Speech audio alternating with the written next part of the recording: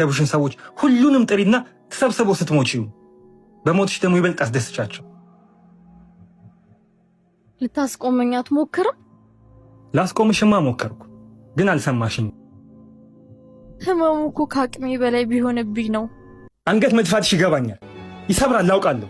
አንቺ ላይ እንዲያደረገብሽ ወንድ ማድረግ የሚገባውን ነገር ነው አንቺ ራስሽ ላይ ልታደርግ ያሰብሽው። አዋርዶሽ ቀብሮሽ ሳይበቃው ጭራሽ ደግሞ ሞተሽ ልታስደስችው ነው? ህይወቱን ደስታው ልታሳምሪለት ነው? ለምን ወድቀሽ መነሳትሽን አታሳዩ? ስለወደድሽው ብቻ ስላመንሽው ብቻ ለምን ትሞቻለሽ? አንቺ እኮ ምንም አላጠፋሽ።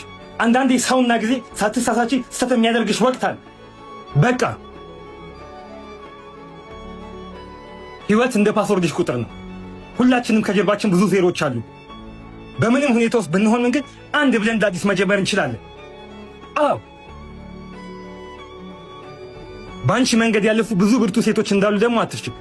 ትናንትና ሲሰድባቸው ሲንቃቸው የነበረ ሰው ነው ዛሬ ላይ አቤት እቺ ልጅ እኮ ጥንካሬዋ ብሎ የሚያሞግሰው።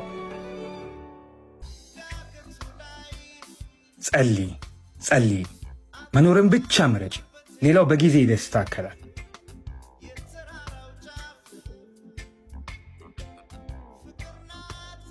ንብረቶችሽን ተረከቢ። መኖር አለብኝ።